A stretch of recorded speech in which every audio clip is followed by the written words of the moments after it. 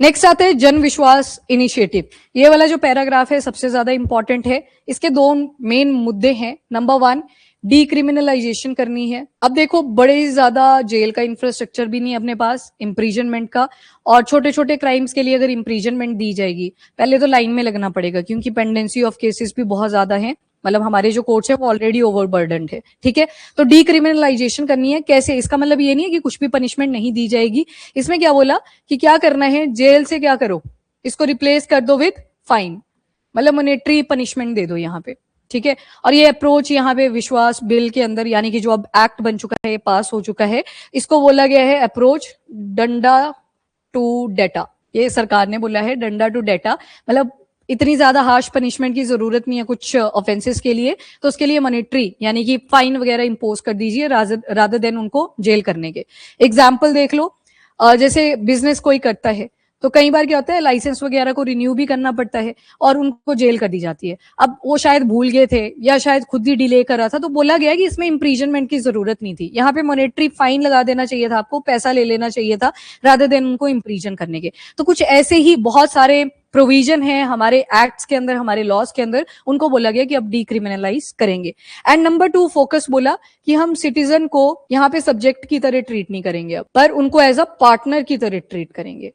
Partner, transparency रखेंगे और citizens को प्रॉब्लम ना आए तो सिटीजन सेंट्रिक अप्रोच लेके चलेंगे। अब इसमें भी एक एग्जांपल लिख लो, जैसे रेलवेज में क्या होता है, कई बार कोई टिकट के बिना चढ़ गया और बोला गया उसके लिए भी जो प्रावधान ऐड करा गया है लॉ के अंदर, वो बोलता है कि अगर किसी के पास टिकट नहीं है तो उसको भी इम्प्रीजनमेंट कर दी जाएगी।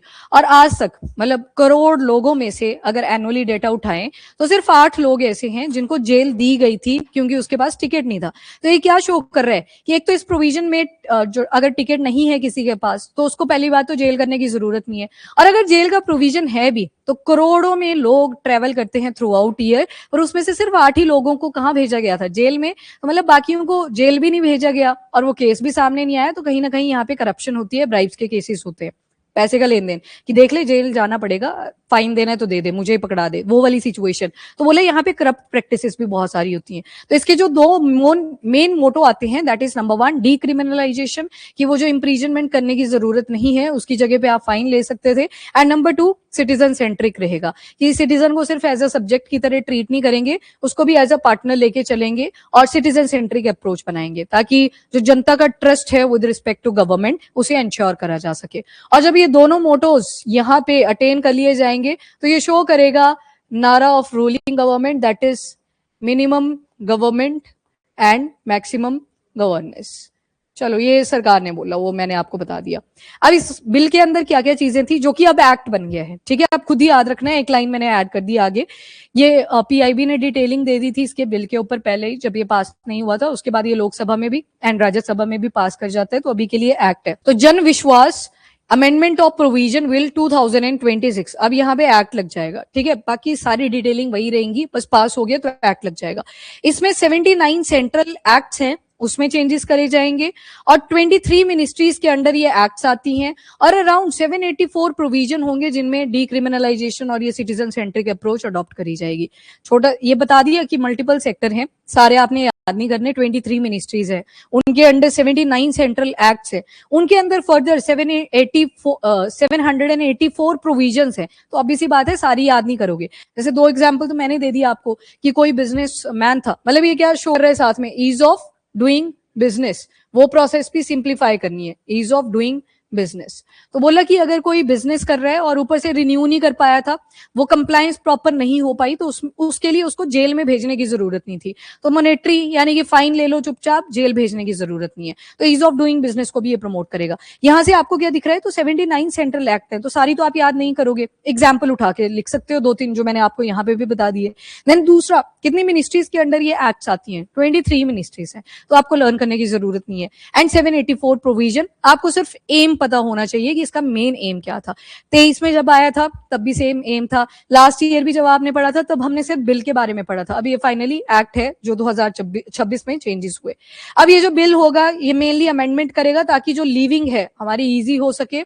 वो जो होता है ना कि रूल्स एंड रेगुलेशन का बर्डन पड़ा रहता है, शायद उतने स्टैंडर्ड और प्रोसीजर किसी चीज के लिए रिक्वायर्ड नहीं थे पर आपके ऊपर थोप दिए जाते हैं, जैसे आपको रेलवे टिकट वाला बताया कि बोला इम्प्रीजनमेंट होगी, पर सिर्फ 8 ही लोग डेटा में लिखे हुए हैं कि इनको इम्प्रीजनमेंट हुई क्योंकि इनके पास टिकट अवेलेबल नहीं था। ठीक, तो ये सारी चीजें, एक तो बोला इंप्रूविंग ईज ऑफ लिविंग, और कौन से एक्ट्स आएंगे, जैसे मोटर व्हीकल एक्ट 1988 आ गया, then new Delhi municipal council act 1994 आ गया। ये कुछ मेन एक्ट्स हैं जिनके ऊपर फोकस किया जाएगा, और साथ में जो कंप्लायंस बर्डन रहता है specially for the micro small and medium enterprises, उनके लिए ये लेके आया है ताकि ईज ऑफ डूइंग बिजनेस को भी इंश्योर करा जा सके। तो एमएसएमईज के ऊपर भी इनको भी मद्देनजर में रखा है, और बोला कि डायरेक्टली कोई भी ऐसी एनफोर्समेंट की जरूरत नहीं है कि आपने उसको इम्प्रीजन कर दिया, पहले थोड़ा नोटिस वगैरह तो दो, एडवाइजरी नोटिस, समन होता है ना जैसे, वैसे इनको भी नोटिस दो कि आपने कोई बिल नहीं भरा गए, या फिर कोई लाइसेंस था वो रिन्यू होना था उसको रिन्यू नहीं करवाया है, एक डेडलाइन दो, उसके बाद जाके पहले मॉनेटरी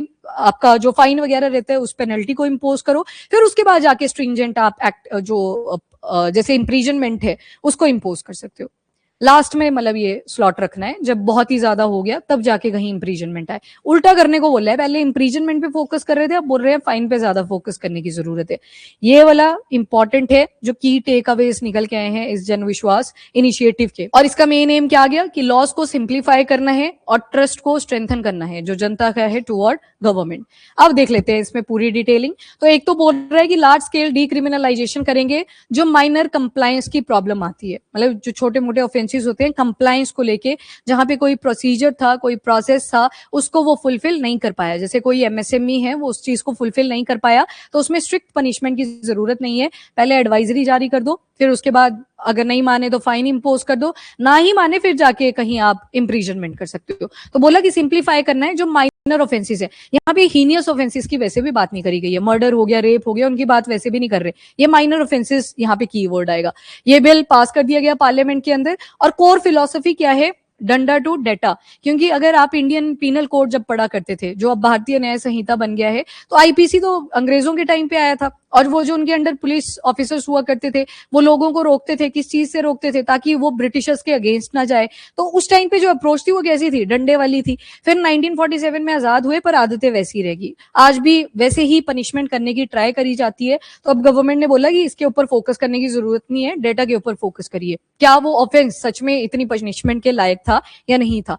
तो कंप्लायंस रिलेटेड इश्यूज ज्यादा आते हैं बिजनेस के टर्म्स में भी, अगर आप देखें तो बोला कि उनके ऊपर फोकस करना है हमें। तो कोर फिलॉसफी इज डंडा टू डेटा, मेंस में लिखोगे तो बढ़िया रहेगा आपके लिए, क्योंकि गवर्नमेंट ने खुद बोला हुआ है। और साथ में बोला ट्रांसपेरेंसी हमने इंश्योर करनी है, गवर्नेंस तो तभी आएगी जब ट्रांसपेरेंसी रहेगी, और पीछे तो बोला कि स्ट्रेंथन करना है ट्रस्ट को, किसके साथ, जो जनता का है टुवर्ड गवर्नमेंट। तो ये इनकी कोर फिलॉसफी है। और जो एक्सेसिव क्रिमिनलाइजेशन कर रखी है जहां पे शायद उतनी जरूरत भी नहीं थी, उसको यहां से कट ऑफ करना है। Next, citizen dignity at the centre. तो यहाँ पे जन विश्वास, नाम से पता लग रहा है जन यानी कि पब्लिक आ गई, विश्वास यानी कि उनका ट्रस्ट आ गया। तो बोला कि यहाँ पे हम सिटीजन को एज अ पार्टनर की तरह ट्रीट करेंगे रादर देन एज सब्जेक्ट। और दूसरा बोला removal of regulatory cholesterol, regulation के ही बड़े लंबे चौड़े स्टैंडर्ड और प्रोसीजर होते हैं, उनको भी यहाँ पे रिड्यूस करा जाएगा। तो वो जो बर्डन हो रखा है कंप्लायंस का, कई बार इररेशनल से रूल्स एंड रेगुलेशन होते हैं, वो सारी यहाँ पे कट कर दी जाएंगी। ठीक है, तो मतलब मेन मोटो वही निकल के आ रहा है कि वो शायद उतनी बड़ी मिस्टेक नहीं थी, उसके लिए आपने पनिशमेंट बहुत बड़ी दे दी, तो उतनी जरूरत नहीं है, उसको पैसों के साथ रिप्लेस कर दो, उससे फिर इनकम भी जनरेट होती रहेगी, है ना। तो वो ठीक भी है, इम्प्रीजनमेंट में कितना टाइम वेस्ट हो जाता है, और ऊपर से पेंडेंसी ऑफ केसेस, वो भी एक प्रॉब्लम इमर्ज होती है। And ease of doing business को और ज्यादा इंप्रूव करना है, और जो कंप्लायंस प्रोसेसेस होते हैं, बड़े सारे एंटरप्रेन्योरशिप हैं, बड़े सारे लोग अपना बिजनेस शुरू करना चाहते हैं, पर पैर कब पीछे खींचते हैं कि इसमें भी प्रॉब्लम है, इसमें भी प्रॉब्लम है, छोटी सी गलती हुई इतनी बड़ी पनिशमेंट है। तो बोला कि ईज ऑफ डूइंग बिजनेस को भी ये प्रमोट करेगा। नाउ की इश्यूज क्या क्या एड्रेस करे गए थे, तो number 1, decriminalisation of minor offences. Around 12,500 minor regulatory offences आपको मिलेंगे, उन्हें डीक्रिमिनलाइज करा जाएगा, ये माइनर ऑफेंसेस की केस में बोला, और उन्हें रिप्लेस कर दिया जाएगा विद मॉनेटरी पेनल्टीज यानी कि फाइन के साथ। नेक्स्ट बोला इररेशनल से क्रिमिनल प्रोसीजर है, इवन फैक्ट्रीज में भी टिकटलेस ट्रैवल, जो आपको मैंने एग्जांपल दिया कि करोड़ों लोग जाते हैं बट स्टिल 8 ही लोग जेल में गए थे, तो बोला कि उसमें तो कोई फायदा भी नहीं था इम्प्रीजनमेंट लिखने का, तो उसको बेटर है कि फाइन के साथ ही रिप्लेस कर दिया जाए। देन रिड्यूसिंग जुडिशियल बर्डन, इतने सारे केसेस चले जाते हैं कोर्ट्स में, अब वो मेन केसेस को देखेंगे, ये वाले जो छोटे मोटे डिस्प्यूट्स आ रखे थे जिनके लिए वो कोर्ट तक जाने की जरूरत नहीं थी, उसको देखे। तो pendency of cases already 5 crore पे है, मतलब इतने पेंडिंग केसेस चल रहे हैं। इवन जब हम भी लैब में काम करते थे तो हम 6 महीने पीछे हुआ करते थे, ट्राई तो करते थे कि आज निपटा देते हैं एक, पर नहीं हो पाता था, इतने ज्यादा केसेस आ जाते करते थे। और उसके बाद 43 लाख केसेस तो ऐसे हैं जिसमें सिर्फ चेक बाउंस के ही मैटर्स है। अब बोला कि इसके लिए कोर्ट तक जाने की जरूरत नहीं थी, ये डिस्प्यूट बाहर ही सॉल्व हो जाना चाहिए था। तो बोला कि चेक बाउंस के ही केसेस 43 लाख के आसपास हैं। तो ये सारी प्रॉब्लम्स यहाँ पे आती हैं, और इसके केस में आप फाइन इंपोज करते, एडवाइजरी नोटिस उसको जारी करा होता, तो शायद ये केस जल्दी सॉल्व हो जाता रादर देन कोर्ट के ऊपर डिपेंडेंट रहने के। अब रूट कॉज क्या क्या बताए। नंबर 1 तो बोल रहे हैं ब्रॉड पेरेंट लॉ। पार्लियामेंट क्या करेगा, मेन लॉ को पास करता है, उसने फ्रेमवर्क सा बता दिया कि हम इस लॉ के अंदर क्या करेंगे, हमारा गोल क्या है। जैसे मैंने आपको शुरू में बता दिया, 2 इंपॉर्टेंट गोल आगे, एक तो ईज ऑफ डूइंग बिजनेस, वो जो डिक्रिमिनलाइजेशन करनी है छोटे छोटे ऑफेंसेस की, एंड सेकंड बोला सिटीजन सेंट्रिक बनाना है, कि सिटीजन को एज अ पार्टनर ट्रीट करना है rather than as a subject. वो गोल किसने बता दिया आपको, गवर्नमेंट ने बता दिया अपने बिल के अंदर, बिल फिर बाद में एक्ट बना। एंड क्या क्या चलेगा इसमें, क्या क्या प्रोसीजर ऐड करे जाएंगे, वो जॉनरे क्या रहेगा, प्रोसीजर क्या रहेगा, शॉर्टकट में कौन बता देगा, गवर्नमेंट बता देगी। फिर उसके बाद जो ऑपरेशनल डिटेलिंग होगी, या तो गवर्नमेंट खुद करेगी या तो उनके पास एग्जीक्यूटिव काउंसिल भी बैठी होती है। एग्जीक्यूटिव देखेगा कि क्या इसके अंदर प्रोसीजर ऐड होना चाहिए। तो बोला ये वाला जो पॉइंट था, रूट कॉज बताया। अब गवर्नमेंट ने मेन लॉ बना दिया, देन ब्यूरोक्रेसी जब इन्वॉल्व होगी, जो और स्टैंडर्ड ऑफ प्रोसीजर इंक्लूड करेंगे, इससे होता क्या है, वो बड़ा लंबा प्रोसीजर चला जाता है और फिर उसको इंप्लीमेंट करना बहुत डिफिकल्ट था। अब टिकट की बात थी, उसके लिए भी स्टैंडर्ड ऑफ प्रोसीजर बहुत लंबा चौड़ा होता है, तो बोला उसको भी शॉर्टन करना है। इवन जब पीआईबी में ये गवर्नमेंट ने अपना पूरा जन विश्वास इनिशिएटिव के बारे में डिटेलिंग दी, ये भी 7 ही पेजेस का था, ज्यादा लंबा नहीं था। अदरवाइज आप देखोगे जब भी एडवाइजरी आती थी तो ये 100 120 पेजेस का भी आता है, तो वो बड़ा लंबा चला जाता है, उसको पढ़ेगा कौन, और इंप्लीमेंट जब करेंगे वो और ज्यादा डिफिकल्ट हो जाता है। तो नंबर 1 तो ये रीजन बताया। फिर उसके बाद एक्सपेंशन ऑफ क्रिमिनल प्रोविजन, जो यहाँ पे बोला गया कि जो एडिशनल ऑफेंसेस होंगे या पेनल्टीज होंगी, उनको क्रिएट करा जा सकता है। मतलब यहाँ पे पार्लियामेंट की स्क्रूटनी के अंडर, जो बोला ना, इन्होंने खुद ही तो सजेशन दिया कि पहले नोटिस दे लो, फिर उसके बाद फाइन इंपोज कर दो, फिर लास्ट में जाके देख लेना अगर चेंजेस करने की जरूरत है, कोई मान ही नहीं रहा है तो इम्प्रीजनमेंट का फीचर भी ऐड करा जा सकता है। मतलब इजी करने की ट्राई करी जा रही है। मल्टीप्लिसिटी ऑफ इंस्ट्रूमेंट, बहुत सारे इंस्ट्रक्शन हो जाते हैं, बड़े सारे रूल्स एंड रेगुलेशन हो जाते हैं, उनको फॉलो करना ही बहुत टफ हो जाता है। ठीक है, ये सारी प्रॉब्लम्स यहाँ पे आ रही हैं। एग्जाम्पल दिया हुआ है यहाँ पे, सिंगल जेल प्रोविजन, बोला गया कि 8500 कंप्लायंस रिक्वायरमेंट थी विद पोटेंशियल जेल क्लॉज, मतलब जेल होनी चाहिए, इतने नंबर आ रखे थे एनुअली, 8500 स्मॉल कंप्लायंस रिक्वायरमेंट। अब बोला स्टैंडर्ड ऑफ प्रोसीजर इतने ज्यादा हैं कि सिर्फ कितने लोग गए थे, 8 लोग गए थे जेल के अंदर, और बाकी कहाँ गए, तो बोला ना तो उनका केस फाइल हुआ, तो मतलब ऑब्वियस ही बात है वहां पे कुछ ना कुछ करप्ट प्रैक्टिसेस तो हुई होंगी, तो ब्राइब के केसेस भी इसमें बढ़ते हैं। तो ये भी एक रूट कॉज रहता है कि करप्ट प्रैक्टिसेस यहाँ पे लीड होती है। ऑफिशियल वही बोलते हैं कि मिस्टेक की वजह से आप जेल जा सकते हो, और जेल नहीं जाना है तो वहां पे फिर करप्शन हो जाती है, ब्राइब्स ले ली जाती है, रिश्वत वाला जो केस है वो यहाँ पे आ जाता है। 741 करोड़ लोग एनुअली ट्रेवल कर रहे हैं, और डिस्पाइट उसके 8 ही लोग जेल में गए थे जिसके पास टिकट नहीं था और वो ट्रेवल करने की ट्राई कर रहा था।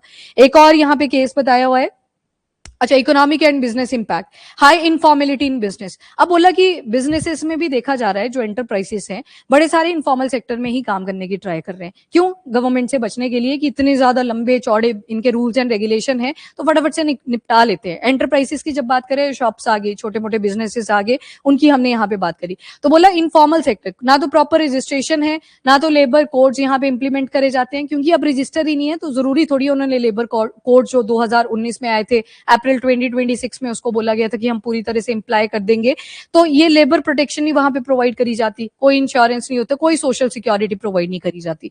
तो बोला गया यहाँ पे भी क्या हो रहा है, इकोनॉमिक और जो बिजनेस इंपैक्ट है वो देखने को मिल रहे हैं। क्यों, क्योंकि हमारा जो स्टैंडर्ड ऑफ प्रोसीजर था वो इतना लंबा था। देन रेगुलेटरी बर्डन, ये आपने देख लिया, कोलेस्ट्रॉल की तरह एक्ट कर रहा है, जिस फैट की शायद जरूरत नहीं है पर आपने उसको डाल के रखा हुआ है। एंड फार ड्रिवन कंप्लायंस, बोला इंस्पेक्टर राज सिस्टम, जो पुराने वाला सिस्टम हुआ करता था, वो जो अप्रोच डंडे वाली हुआ करती थी, उसको अब चेंज करने की जरूरत है। ज्यादा पावर अगर किसी के पास जाएगी तो बड़े सारे रूल्स भी बनेंगे, डर भी पैदा होगा, और लास्ट में डर के मारे पब्लिक ऑब्वियसली क्या बोलेगी कि पैसे ले लो साइड में, है ना, रिश्वत ही दे दो। ठीक है, उसके बाद हैरेसमेंट के केसेस ये भी सामने आते हैं। फैक्ट्री की कैंटीन और वॉशरूम अगर नजदीक बन जाए तो उसके लिए भी इंप्रीजनमेंट का प्रोविजन हुआ करता था, वो शायद जरूरत नहीं थी, पर अगर हेल्थ के पॉइंट ऑफ व्यू से देखें ये एक्चुअल में अनहाइजीनिक है, पर यहाँ पे फाइन वगैरह इंपोज करा जा सकता है। तो फैक्ट्रीज भी क्या करती थी कि छोड़ परे ये वाला चीज हम बताएंगे नहीं, तो अवॉइड करने की ट्राई करती हैं। क्यों, क्योंकि रेगुलेशन ही इतनी ज्यादा है। एंड इकोनॉमिक कॉन्सिक्वेंसेस क्या होंगे कि एंटरप्रेन्योरशिप, जो बिजनेस करना चाहते थे वो पीछे पैर खींच लेते हैं कि यहाँ पे रूल्स एंड रेगुलेशन इतनी ज्यादा है, छोटी छोटी बातों पे इतनी बड़ी पनिशमेंट दे दी जाती है, तो छोड़ो ये वाला काम रहने देते हैं, तो वो फिर इकोसिस्टम जो हम डेवलप करने की ट्राई कर रहे हैं वो नहीं बन पाएगा। तो इसी वजह से बोला ये जो जन विश्वास प्रोविजंस आए हैं, एक्ट बन चुका है, इनमें थोड़े से अपडेशन करने पड़ेंगे, यानी कि डीक्रिमिनलाइजेशन पे फोकस करना पड़ेगा।